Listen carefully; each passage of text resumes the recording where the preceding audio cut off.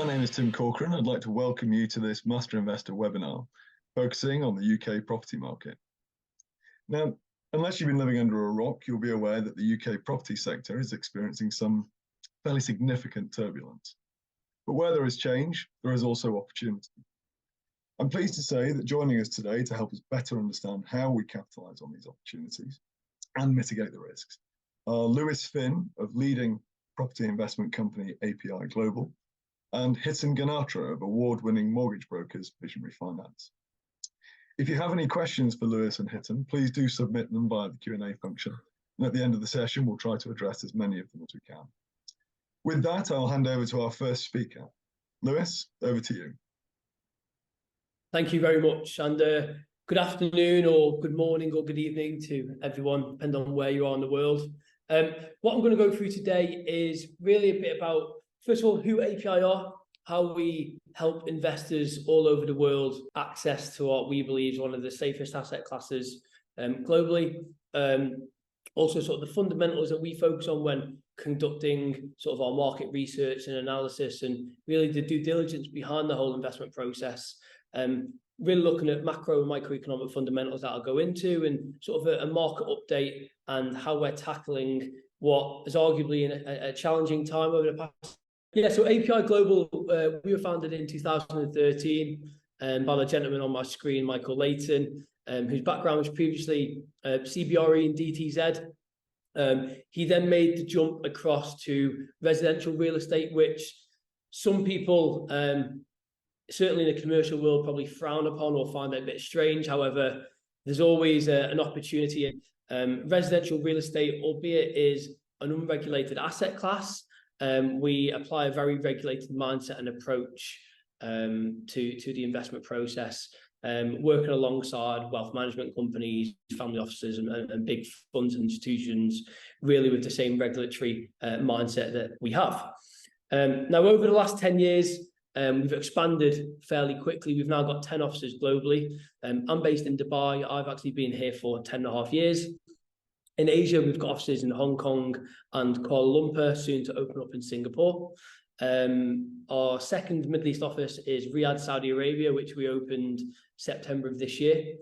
Africa, Nairobi, South Africa, Johannesburg, and Cape Town.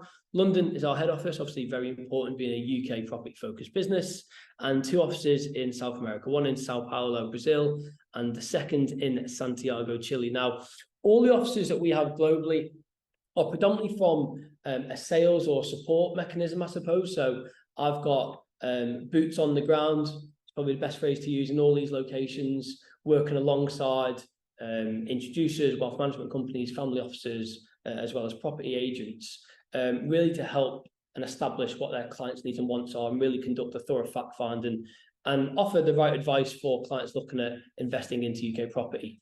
The London office, however, is where we have the main operational roles and functions of the business. And I think it's important to note, firstly and foremost, API Global are a research company. Okay, we're a research-led company, and it's our job essentially to make the whole investment process as hands-off and hassle-free for investors all over the world. And we look at investment property very similar to if you were to transact on stocks or on equities or on crypto, and that it should be hands-off. You know, once you've pressed trade or submit on a trading account, you typically sit back and watch the asset grow. Investment property works the exact same way. However, you get paid a dividend every month in form of rental income. Now, the London office, like I said, is where the main operational roles and functions are based. And there we've got a great team on the ground. It's a team of 10 that conduct all the market research and analysis. And really, it's their job to go and find the next best opportunity in the UK. And you know, they look at all sorts of macro and microeconomic fundamentals, capital appreciation trends and yield plays, but essentially how we can get clients and investors to a position whereby there is a minimum cash flow neutral, so their outgoings are the same as their income coming in, so there's no additional payment required. But 9 times out of 10, how we can structure a strategy whereby our investors are receiving an income on a monthly basis. And it's all about how we can achieve sustained capital and rental growth throughout that whole investment cycle. Point 2 is then the sourcing of the projects. So there's a handful of developers that we work with. We're not a sort of a spray gun approach solution whatsoever. We're quite articulate in the developers that we work with. We don't need to work with a lot of developers. We've got a great history and track record with the 5-6 developers that we actually work with, which for me are the best of the best in their respective regions, from the northwest all the way down to the southeast. Within the sourcing of the project, we also conduct the due diligence. And it's not just due diligence that we sign off internally. We also bring in external conveyancing companies that need to approve and sign off on the due diligence and the developments before we actually then take it to market. Step 3 is then the investment advice. That's where my team around the world will sit down with investors really to understand, one, what's your strategy? Is it long-term growth? Is it income today? What's your tax position? How we can make the investment as tax efficient as possible, looking at solutions such as limited companies and so on and so forth. But for me, one of the biggest ethos we have as a business is how we hold the client's hand through every step of the process. So point 4 to 8 is all about the back office support. One thing we don't want to do is sell a property to a client and then let them try and navigate their way through things like the conveyancing situations or the mortgage situations. So that's why we partner with companies like Visionary Finance, and who Hiten's on the call today, and we'll explain in more detail their services and offering. But point 4, sales progression. We have a team of 7 based between Dubai and London, so we're covering the majority of time zones, and they're there to really hold the investor's hand through every step of the process post agreement of actually buying that unit. That can be introductions to the conveyancing team, who will be the same conveyancing team that signed off on the external due diligence previously. It could be introductions to the marketing function. So we have a superb marketing team in-house that provide quarterly construction updates.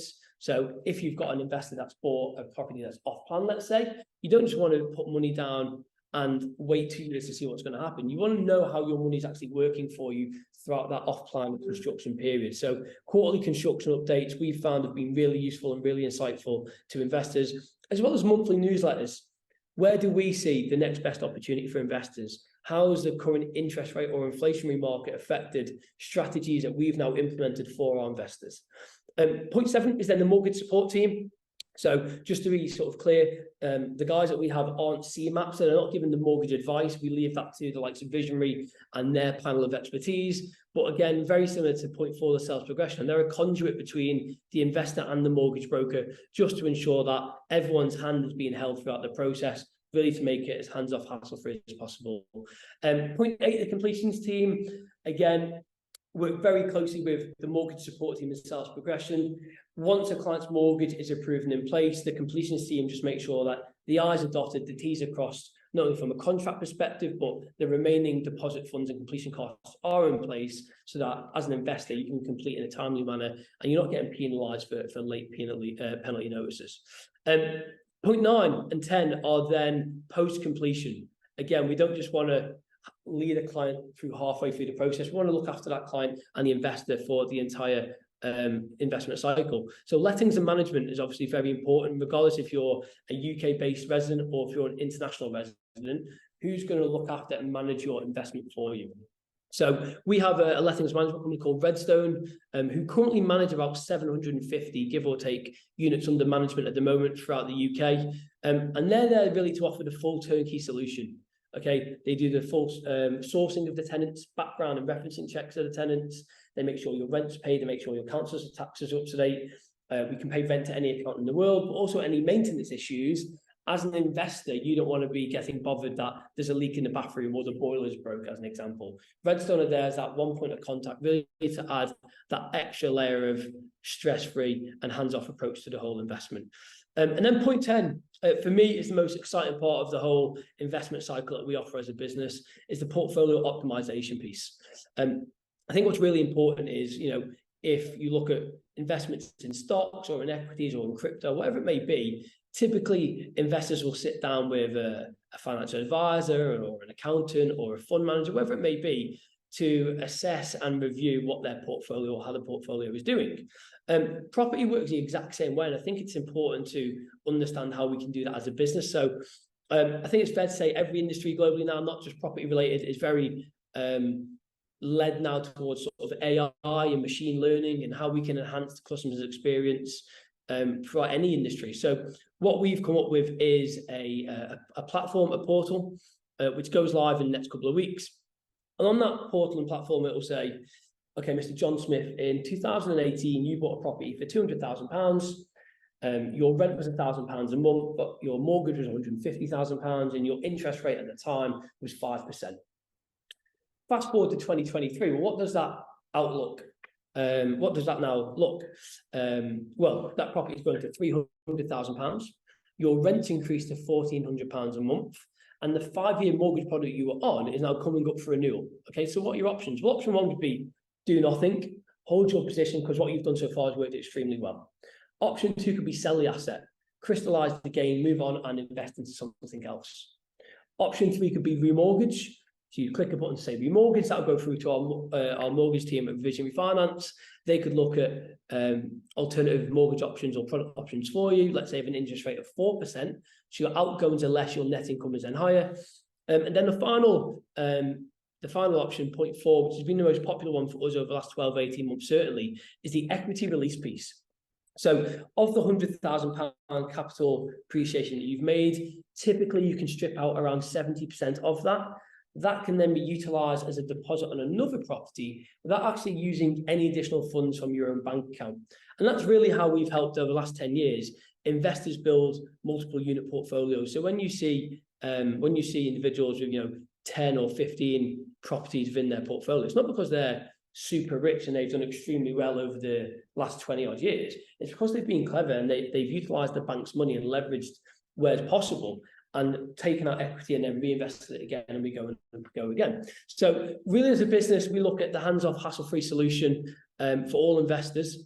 Now, I just want to go into sort of where we are from a market. Now, I think the big elephant, not only the elephant in the room, probably the elephant of the last 12, 18 months, is that interest rates are really high. Okay, I hear it still on a daily basis, not only from investors, but sometimes from my team as well. Unfortunately, but I think it's important to note that interest rates at the moment are higher than what they have been, but in the grand scheme of things, they're still relatively low.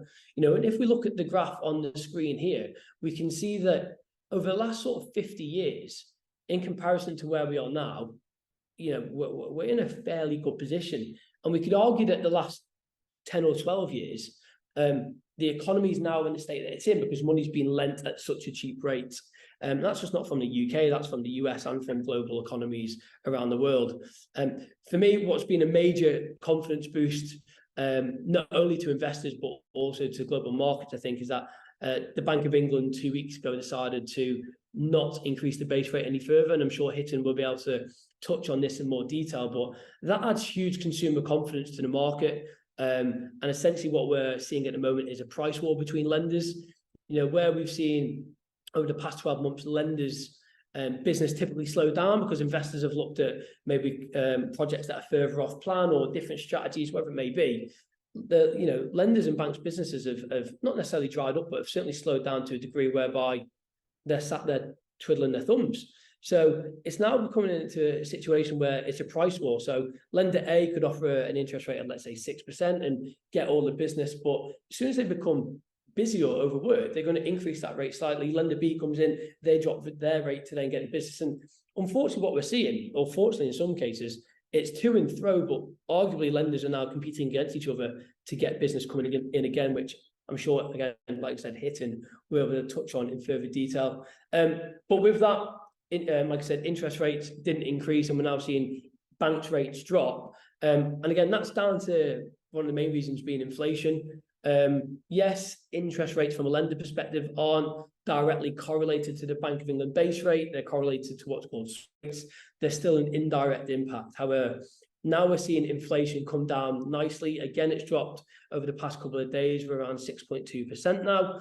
And we all know with inflation coming down, interest rates naturally drop as well. So I think what's important to note is that, over the last sort of 6, 7, 8 years, there's always been reasons as to why you shouldn't have invested.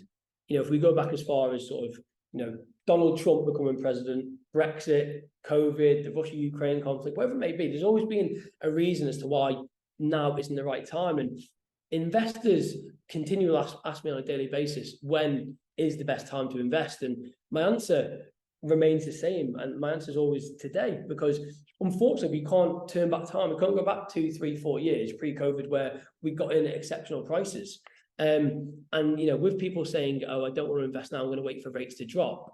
Rates may drop, but as the pricing continues to grow, certainly in the areas that we focus on, your capital outlay is actually worse than what it would have been had you invested when the initial advice was given. So current market interest rates are now coming down nicely in line with inflation. We're still on track to hit the target of around 5.5% by year end, to then go into sort of the 2.5% to 3% by end of 2024, which is where the government wanted it to be from the initial sort of outlook. And then we look at the rental market. You know, you've got two huge crises in the UK currently. You've got one is the cost of living crisis, which I'm sure a lot of people have experienced in some ways more than others. You know, people complaining that a pack of Lurpak now costs £15 and they can't put the fire on of an evening, whatever it may be. But also you've got a huge supply crisis, the supply chain that's come into market. And I think a lot of people forget that the interest rates increasing over the past year haven't just affected retail buyers or retail investors, they've affected developers. The cost of debt for developers has increased to now double digit, but also from a developer standpoint, Brexit's hurt them, you know, where you had highly skilled, fairly low paid workers now had to leave because of Brexit changes. Cost of construction has increased over the build period as well. So developers now looking at a situation whereby their profit margins are significantly reduced. So they're now holding back bringing new developments to market, and they're going to go, well, we might as well wait. We own the land, we've got planning permission. We don't mind if we wait 6, 9 or 12 months to then start building. What that's doing to the market is bringing less supply to the market continuously. The demand factors, however, which I'll go into on the next slide, are constantly increasing. And it's not just across the UK as an average. It's all about how we find the pockets of growth and the value for investors to target. But currently we're in a situation which is referred to generation rent, whereby you've got 18 to 35/40-year-olds which can't afford to get on the housing market. And there was a great article that came out the end of 2021, I think it was in the Times, basically said a family of 4, husband, wife and 2 kids, to save up a deposit to buy their own property in the UK typically took around 5 years. If you include London, it was 7 years. That same article come out about 6 to 9 months ago, I think it was. And that's now increased to 10 years or 15 years if you include London, because cost of living's increased. The salaries haven't increased that much, albeit inflation's gone up. So there's a time period where people are having to rent for longer. As an investor, as a landlord, unfortunately, that's exactly what you want to hear, because albeit we don't offer guaranteed rental income or guaranteed yields or assurances, you've essentially got a guaranteed income coming in because there's not enough quality properties coming to market to meet the demand of the individuals that are now based in those cities. So really, what do we focus on? So we don't just look at any old city or town. There's a method behind the madness. And there's really 3 key drivers that we look at from a research and development perspective. The first one's government spend and infrastructure. So things like train lines, metro links, airport expansions, motorways, things like how we can make the commutable experience from point A to point B more attractive, more appealing, with the end goal of enticing new people to an area. We look at things like market trends. So again, talking about supply and demand, typically look at city centres or edge of city centres because they're already quite well developed. There's not that much land that you can actually build on. However, if we find an area that is going through a regeneration phase, yet it's still quite restricted from the area it's got available, we know if demand's constantly coming into that area, like the law of economics dictates, more people trying to buy than sell or trying to rent than what's available, prices naturally grow. And then the final points are corporate relocation and education. So areas where companies are relocating to throughout the UK and bringing a lot of their workforce with them. Manchester, I mean, the BBC really ignited that transformation. They built a city essentially for the BBC and the ITV, Media City in Salford Quays. You know, like Amazon and Google relocating. Birmingham, very much the finance banking sector now, your HSBC, Deutsche Bank, Goldman Sachs. And when these companies are moving to different locations, they're not just getting rid of all their staff that were in London or other locations previously. They're offering relocation packages. Now, whether these employees that are relocating or buying or renting, they need somewhere to live. That again adds a demand to the local economy. And then the final point we focus on, which for me is arguably one of the biggest backbones of the UK economy, is the education side of things. Big university towns and cities, but also areas that retain or attract a high percentage of graduates once they've left university or college. You know, we all know going through university or college, typically students don't save any money. They party for 3 or 4 years, they get credit card debt, they get student loans, whatever it may be. But the last thing they're thinking about is saving money. So if we target cities or areas that are retaining a high percentage of graduates, again, that means they have to rent. That just creates a demand in that local economy. So if we focus on demand in areas where supply is restricted or slowly coming through, we know from an investment opportunity, our investors are going to see a huge return on capital invested. And Hiten, over to you, please. Thank you, Lewis. Hi, everybody. Good afternoon, good morning, wherever you guys are. Good to be on this Zoom call webinar with yourselves. So as I got introduced as Hiten Ganatra Visionary Finance, the Managing Director, what I'm going to be talking about is just give you an idea of the mortgage market currently. I know Lewis has touched on some of the key parameters around the mortgage and the base rate and things like that. But what I wanted to go into a little bit more detail to explain to you what's happening in the mortgage market and what we're seeing and hearing from the lenders that we work with. So let me tell you about who we are. Firstly, Visionary Finance. We're independent mortgage advisors who are regulated by the UK's Financial Conduct Authority. We work alongside a number of partners globally, assisting with all types of UK mortgage requirements. So if you've got any UK mortgage requirements, we can assist with that. We've assisted thousands of buyers based locally and worldwide with their mortgage financing requirements, and we have extensive knowledge of both the UK residential market and the buy-to-let mortgage market. As a firm, we've facilitated over £1.2 billion worth of lending UK mortgages since inception, using a spread of over 70 different lenders. Currently, if we look at the mortgage market, there are over 5,000 mortgage products. We have access to pretty much every single one of those products. So in essence, we're able to assist with any type of client requirement, buyer requirement, because of the spread in the pool of lenders that we have. We offer bespoke advice tailored to clients, ensuring that they receive the best outcome. Now, there is so much knowledge, data, public knowledge on Google as well that's out there around different lenders, different products, etc. What we do is we make sure that we understand your profile as a customer to make sure that you're getting the best lending option, best lending solution for your intended purchase. We have access to numerous specialist buy-to-let lenders who facilitate lending to large portfolio clients as well. But really good relationship with a number of lenders out there, and we tend to, because of the volume of business that we do transact with them, have the opportunity to get a little bit of insider knowledge in terms of where they're seeing rates going, where they're seeing policy going, etc. And as Lewis mentioned in his slide, that lenders are really now starting to compete for business because that's a very lucrative market for them to be involved with. And of course, for the last sort of 6 to 9 months, it's been a pretty benign market. With Santander, for example, predicting that the market is going to contract from £330 billion worth of lending that took place last year across the mortgage market to about £215 billion this year. So it just shows the scale of drop in mortgages that are going to be out there, and lenders now need to do whatever they can to either compete on rate, policy, etc. And as a firm, 60% of our clients are investors, so we truly get the investor mindset, the investor sort of way of thinking, and to deliver the outcomes that best suit their requirements.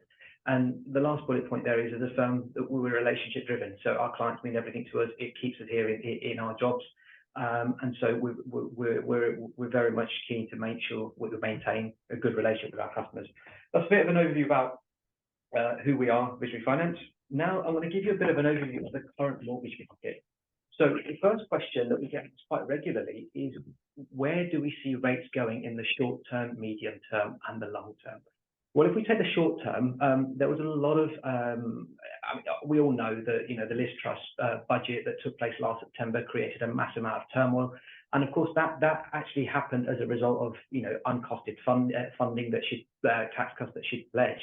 But equally, if we sort of cast our minds back to sort of 2-3 years ago when we had the COVID pandemic, and if you look at what the government spent on sort of bailing businesses out, providing the furlough scheme, etc., it racked up debts to the tune of about £330 billion, which essentially meant that there's that much more money sloshing around the economy.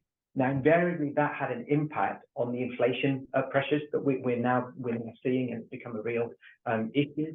And so with that mini budget last year, obviously it tipped the scales in against the market. And of course, we saw rates going up, inflation going up.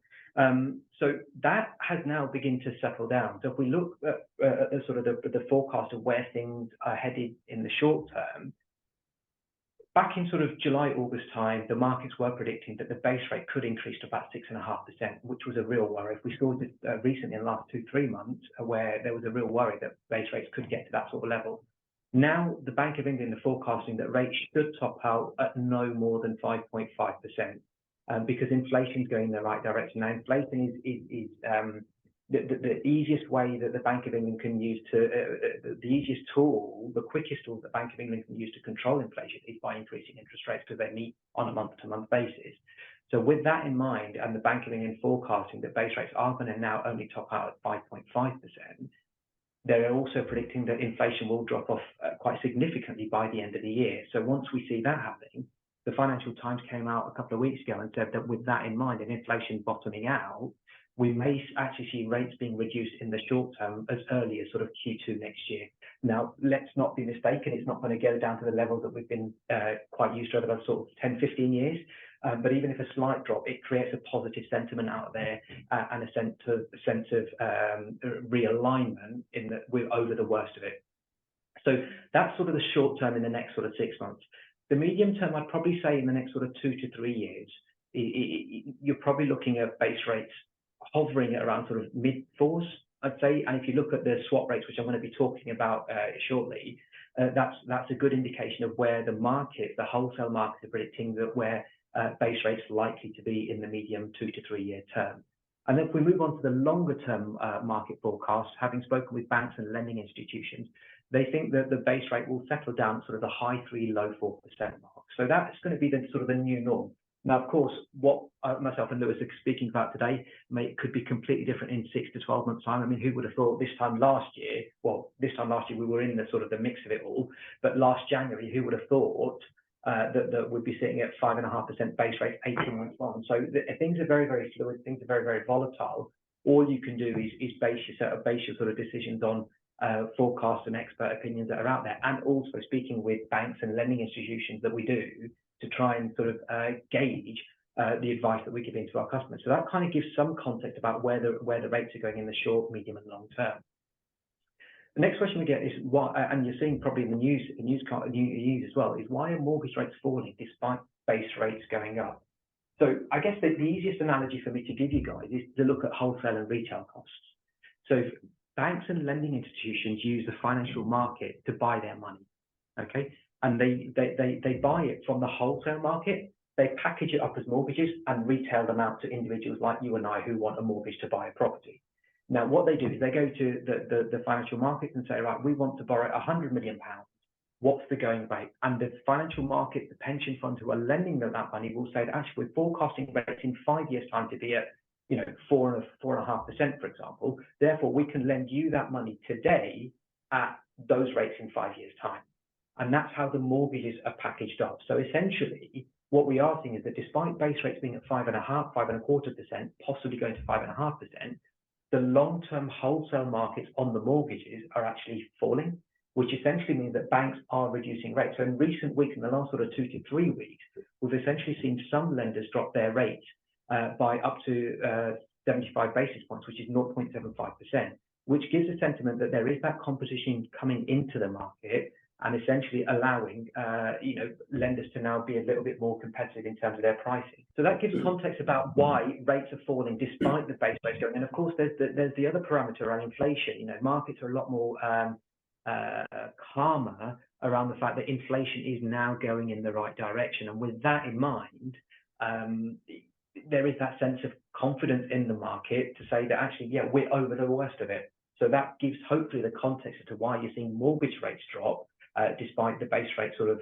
flatlining at 5.25%. So how are mortgages priced? Again, I've just spoken about that. So effectively, it's based on swap rates, and they use what's known as the SONIA rates, which is the Sterling Overnight Index Average. And they average that over a period of time. and essentially determine the lending rates based on the SONIA rates that they're borrowing at. And again,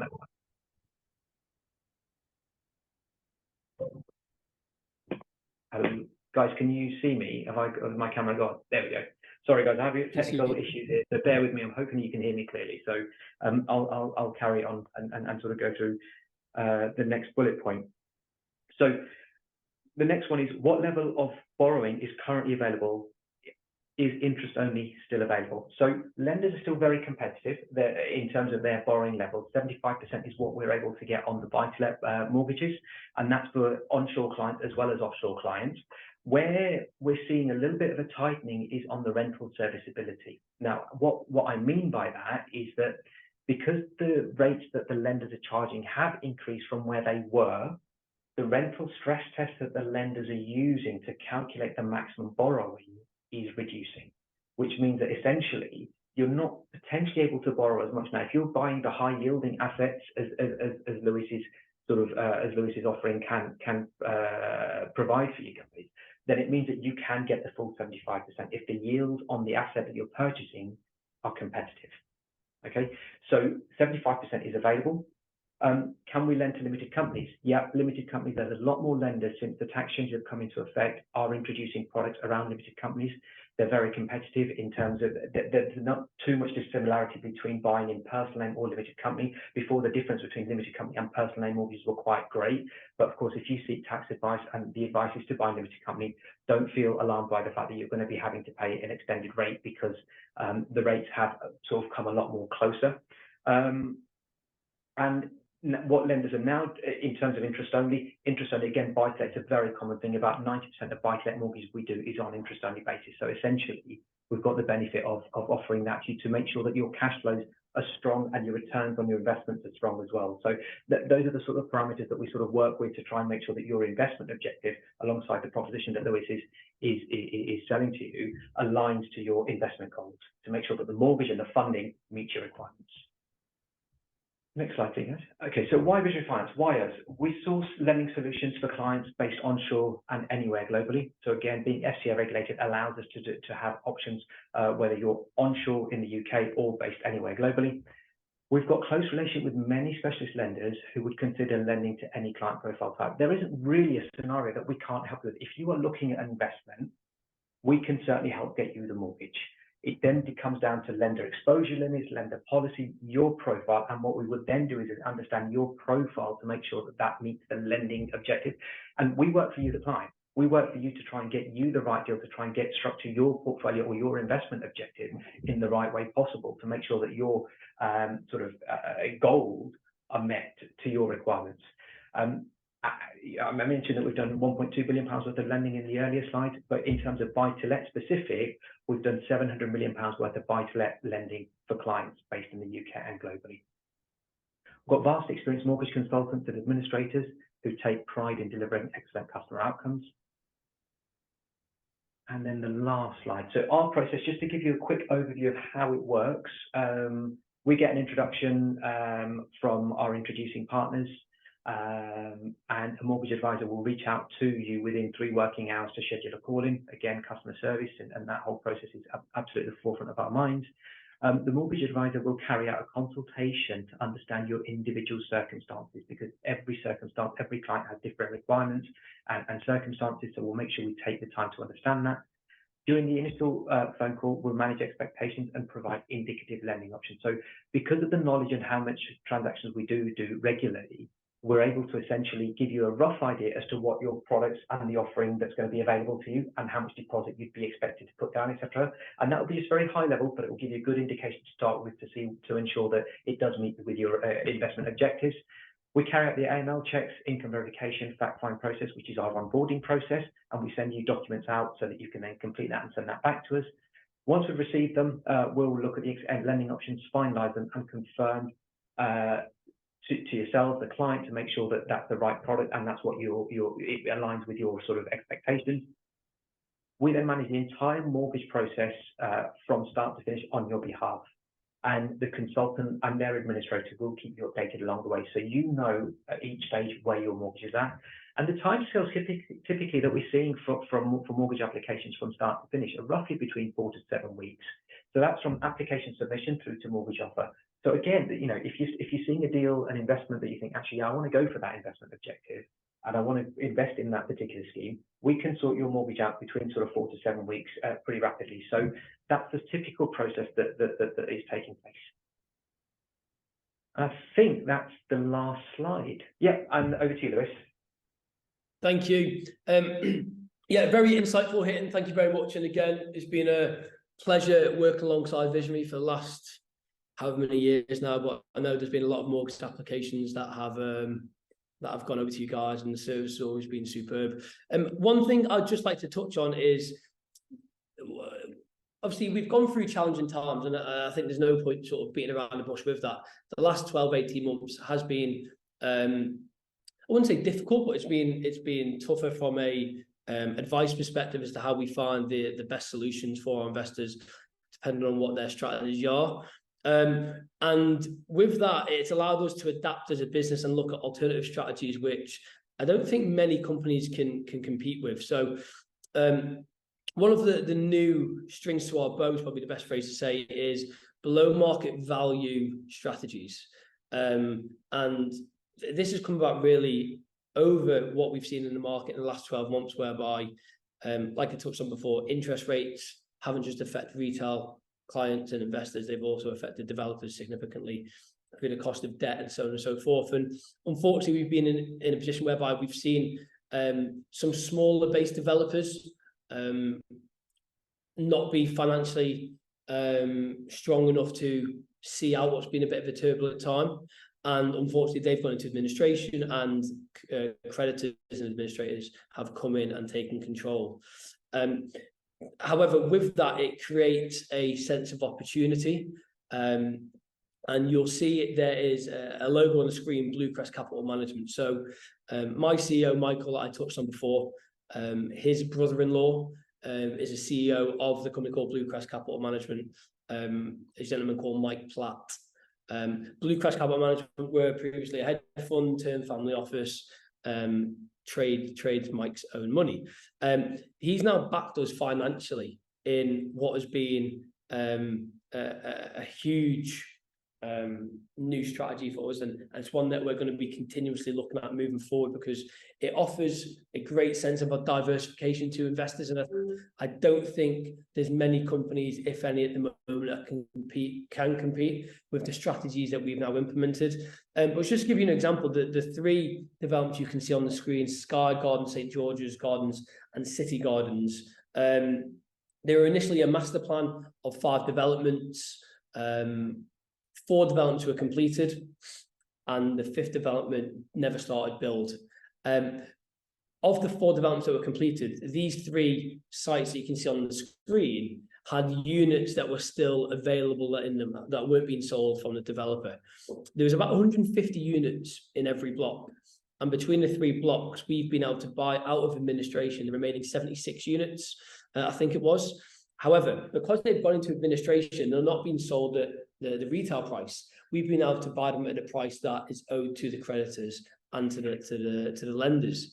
By doing so, we've been able to bring to market units within this development anywhere from sort of 14 to 20% below current market value. And when I say below current market value, obviously we've got all the comparables and evidence of what the units in the block were previously sold at. So 150 units in Block A, as an example, Sky Gardens, there was 31 units available in there. So the other 119, we've got the comparable evidence as to the prices they were sold at previously. So yeah, like I said, we've been able to bring to market a huge discount to investors, around 14 to 20%, depending on the block, depending on obviously the debt that was owed and what the creditors were due. But this is the first of many for us. We're now looking at a lot of other sites, and at the moment the strategy has always been just completed developments, so investors can get a bang for their buck straight away. It's almost the benefit of buying off plan, where you get a discount but you're getting an immediate income and yield, which, you know, a lot of people have said this year the market's going to drop, but I suppose if you can offer an investment opportunity to get in 20% below market value, it's a huge upside to see. That being said, as a whole, the UK property market across, as an average, it probably has dropped, if we're going to be truthfully honest, but that's looking at the UK as an average, okay? As an investment advisory company, but fundamentally, like I mentioned before, a research-based business, we don't look at the UK as an average. We look at the pockets of value and the growth corridors where our investors can see true value for money. And fortunately, the areas that we focused on, which have been city centres in some of the major economies, have continuously grown this year, albeit maybe not as previous years, but they've still increased. And with that, the yields have increased and we've been able to see positive cash flow. So Blue Crest Capital is a huge part of our strategy moving forward, and the below market value offering that we now have, I don't think that there's anyone there that can actually compete with the strategy we've implemented. And then just to give you a bit of an overview about current developments that we have, it's not just all below market value strategies. We do have off-plan developments, we do have completed developments, really depending on what all investors' needs, wants, and requirements are. So I'm not going to run through each sort of investment case with you, but just so you can see on screen some of the options that we have available. We've got 2 options in Manchester, here as an example, 2 options in Birmingham, 2 options in London and Greater London, and then what we call the secondary cities. So Manchester, Birmingham, London are the 3 major economies, not only in the UK, but arguably across Europe. But also the fundamentals of the concept we look at when we're looking at the macro, micro economic research element doesn't just stop at the major cities. We also look at the secondary cities, places like Derby and Nottingham that also carry the same fundamentals, arguably have just as good of an investment case, but typically you can get in at a lower price. So we have a price point for I'd say most investors. As you can see there, the Silkyard Derby from £139,000 sort of minimum entry, but we do have developments all the way up to sort of the 1.1, 1.2 million pound mark. So that's really it from myself and Hiten today. Hopefully that's been insightful and useful for everyone that's been on the call. Tim, I don't know if we've had any questions come through during the presentation that you want to go through. We've had a number of questions, in fact. I'll start with the one that's in the chat from Jan Malaby. So I think it's probably a question for you, Hiten. Do you deal with holiday let mortgages? Yeah, we do. Holiday lets have become very, very prevalent, and a lot of lenders are now opening up their policy. So there's an increased amount of competition in that space. Lenders look at it, each lender looks at it in their own specific way, but the short answer to the question is yes, we do. So if you want any sort of help or support with that, happy to do so. Fantastic. I've just seen another one coming in on the chat, so I'm looking at the chat, so I'll stick with that for the moment. Are your services API global for everyone or just high net worth people? And that's from Ankuri. Lewis, I think that's probably one for you. Sorry, I missed the question. My internet connection again. And for Visionary Finance. Thank you, Corey. Are your services for everyone or just for high net worth people?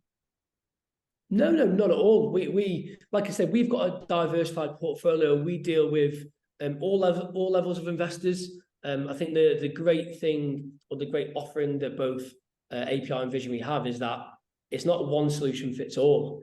You know, my team around the world and Hiten's team that he has in the UK don't just go into a meeting saying, right, this is the investment for you, or this is the mortgage product for you. We take into account individual circumstances, you know, what's their strategies, what's their retirement goals, whatever it may be. We conduct thorough due diligence and sort of background checks and fact finds to really ensure that the advice we're offering is the correct advice. Yeah, absolutely. Echo that. And to be honest, I think from a lender perspective, we work with clients who just need a £50,000 mortgage, right up to, you know, mortgages in the millions. So, you know, a customer's a customer, a client's a client, and we need to make sure that we take care of their needs. And we certainly, you know, pride ourselves in doing so. Thanks for that. We've got a question from Zana Miller, who says, can we please see the property development slide again, featuring the Manchester addresses? Lewis, I don't know if you can put that back on screen. Which one, sorry? Sorry, the property development slide featuring the Manchester addresses. This one? That's the one, I think, yes. Or the below market value strategy. So, yeah, so the viaduct's the one on the right-hand side. We had sold out. One unit actually came available yesterday evening. That completes in June of next year. Pavilion Wharf, the one on the left, and this is a great example of the sort of research we do and how we identify opportunities. So this is an area called Ordsall Lane, which we've identified as a growth corridor into the city centre. That completes, it was meant to be July next year. It's actually slightly ahead of schedule, completing in April of next year. And we've got a handful of units left in there. Excellent, thank you. Question from Raymond, who says, what's the best area to invest in right now? Again, there's no right or wrong answer. There's not one solution fits all. If money isn't an object, for me, I'm a big fan of Manchester. Manchester for me it's a brand. It's as big as Coca-Cola, it's as big as Google, it's as big as Apple. Unfortunately, because of Man United in a lot of ways. But yeah, if money's not an object for me, Manchester's always a great opportunity. That being said, we look at the individual circumstances and what their objective is. You know, if they've only got, I don't know, a small, let's say £50,000 as an example, and that doesn't work for Manchester, we look at areas that have similar fundamentals and exposures to, say, macro and micro economic demands, and we still find a solution for them. Thank you. I've got two questions here, which are, I think, fairly closely related. The first is from Ewan, who says, what would you regard as a prudent income yield for a collective investment vehicle centered on commercial property? And then another question, I think closely related to that, from Anonymous, which is, what's the current market average for returns? Commercial property, I can't comment on. We focus purely on residential. So apologies for that. From an average ROI, I suppose it depends how you calculate ROI. Are you looking purely cash on cash from a rental yield, or are you looking at sort of combination of growth and income? Typically, from a yield perspective, regional cities, we typically target around 6% yields. London's obviously slightly less. That being said, London yields in some of the developments we have are just over 5%. London rents have really increased over the past 12, 18 months. I suppose when you take into account growth and capital appreciation and how that's forecasted to be, but also looking at previous years, you know, some developments, and again, this depends on interest rates at the time or loan to values, but typically on a 70% loan to value, you know, but we can be achieving sort of 14-15% per annum when you combine the capital appreciation with the net income. Yeah, our next question is another anonymous one. Fixed term versus tracker, what's best right now? Good question, very good question. With where rates are sort of forecasted to go and going to sort of soften the base rates rather, if you can afford to, or if you can sort of manage another rate rise in the calculations, I would probably say that you may be wise to consider a tracker, because most trackers are being priced at sort of 2 years. So essentially within the next 2 years, if you see the base rate drop off, your mortgage rate will drop off as well. If you're going to go for a fixed rate, again, we'd sort of suggest that, look, if you just want to limit that maximum payment, then go for a 2-year fixed rate deal. Avoid looking at 5 years. The products based on 2 and 5 year products currently are sort of there or thereabouts. But what you don't want to be locking yourself into is a 5-year fixed rate at the same level as a 2-year right now, when in 2 years' time rates are looking to drop off. So it's very, very important that sort of you consider your long-term objectives. But equally, if you're doing a buy-to-let investment, we've then got to balance out whether going for the 2-year product gets you the level of lending you need because of the rental stress test. So again, it's quite, you know, it's very specific and individual. If you can put down a larger deposit, which a 2-year tracker or fixed rate will require, then I would say that, yeah, definitely look at a 2-year product. And that's what we're giving a lot of drive on. About 70-75% of the advice that we're giving to clients at the moment are on the 2-year products, and we're doing only about 25% of our business on 5 years at the moment. So it's very much dependent on your own individual circumstances and how much liquidity you have in by way of deposit. But if it was me, I'd look at definitely either a tracker or a fixed for 2-year period. Good to know. I'll probably have to look at that one myself. do you expect the market to become more favourable over the next year?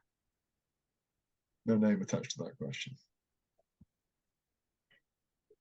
Is that towards Hiten or something? I don't suppose what from interest rates or from the question doesn't specify, but I'd be interested to get both of your perspectives on that one.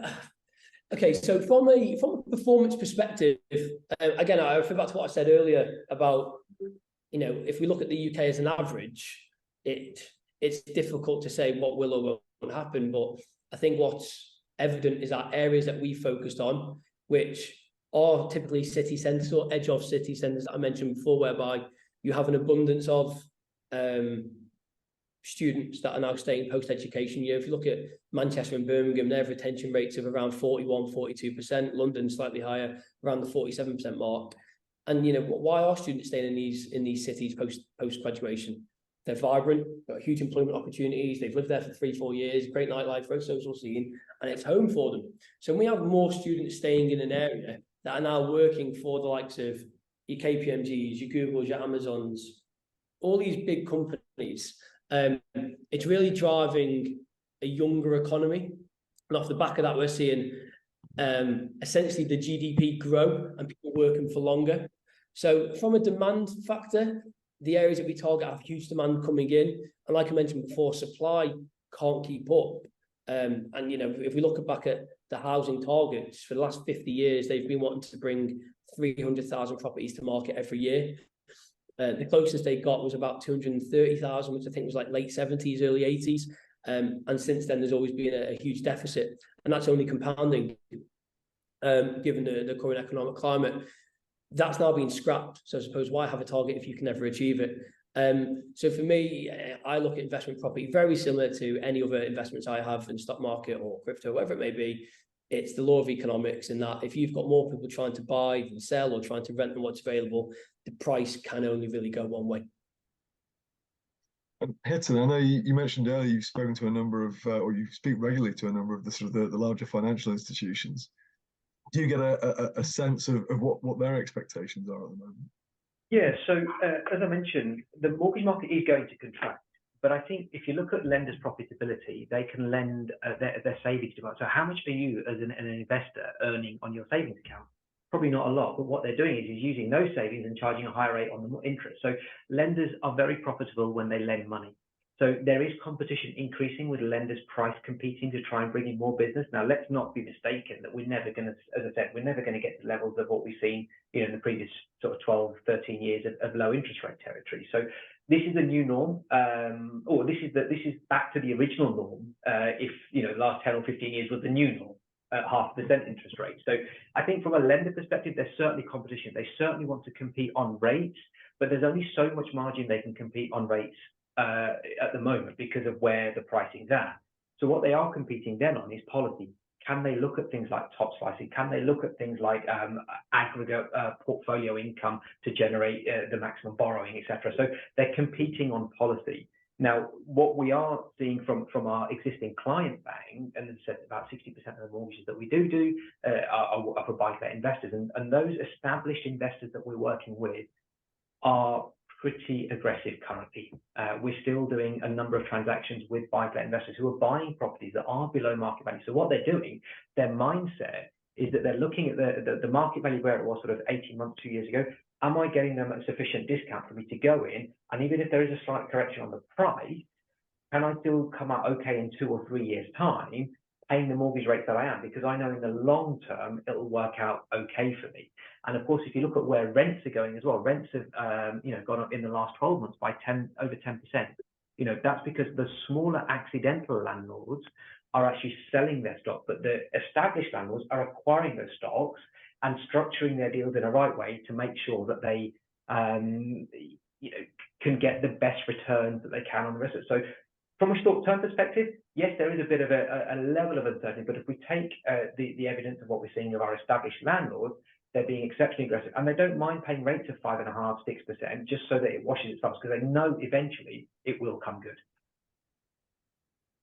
Excellent. I think probably the final question, looking at the clock, there's no name attached to this one, but they say, or ask, I should say, is investing in new build apartments a good investment considering the service charges, premium prices for new build, and so many being built? Is there scope for capital appreciation in the next 5 years? Manchester has so many units being built. I guess Lewis was probably one for you there. Yeah, thank you. Again, depends on what the investor's strategy is. You know, it's not just new build apartments we do. We do quite a lot of what's called PD, permitted developments, which are refurbs of either old office buildings. You know, we've had a great one in Birmingham last year, which was a police forensic lab. We've had textiles factories, tobacco warehouses. We had one in Liverpool. It really adds a bit of character to developments. But again, listen, we have solutions in place whereby some of the developers that we work with, they retain a position with the block management company. So they have their own block management company that they're directors of, which in turn keeps service charge fees down, because what you get with some block management companies is that after maybe 3 or 4 years, they'll want to increase the service charge fees up. The fact that our developers retain a position within the block management business, but also retaining units within the development, ensures that that service charge fee is never going to increase. Or if it does, it would be in line with inflation, but only after a set period of time. I suppose that the caveat to new build apartments or PD, permit development conversion apartments that we bring to market, compared to going to buy a terraced house or an older unit, is that the insurances and the warranties you get with the new build purchases. So any development that we bring to market, whether that be an apartment or a townhouse, comes with a 10-year structural warranty, both interior and exterior, to ensure that any defects the landlord isn't paying for out of his own pocket. That's covered under the warranty that's provided, as opposed to, I suppose, you could buy a terraced house and the roof could collapse the following week. I don't know. There's various circumstances that you can look at. Again, there's no right or wrong answer, depending on what the individual circumstances are for. With regards to supply coming to market, Manchester is a great example, as is Birmingham. There are a lot of units coming to market, but there's still nowhere near enough units to house the people that need the properties. Certainly not in the desirable areas that people want to be based in. Both these developments between them are going to be. The one on the right is going to be one of the best developments in Manchester. This one on the left will be one of the best ones outside of the Ring Road. But you're now getting to a position whereby, with all these big companies that have relocated to different cities and they're still paying their staff a good salary, good income, Manchester and Birmingham are considerably lower from a price perspective and cost of living perspective than London. People can afford to pay for nicer things. So I think it's the quality of build and the quality of apartments that are coming to market is nowhere near enough to meet the demand of the growing populations. Thank you, Lewis. Looking at the clock, I think we are bang on time. So thank you very much, Lewis and Hiten, for sharing your expertise with us. It's been very interesting. I will add, if anyone has any further questions for Lewis or Hiten, please do let us know. We can pass those on. Otherwise, thank you very much, everybody, for joining us. We hope to see you again very soon. And we'll look forward to seeing you at the next webinar. Have a good afternoon. Thank you. Perfect. Thank you very much. Take care.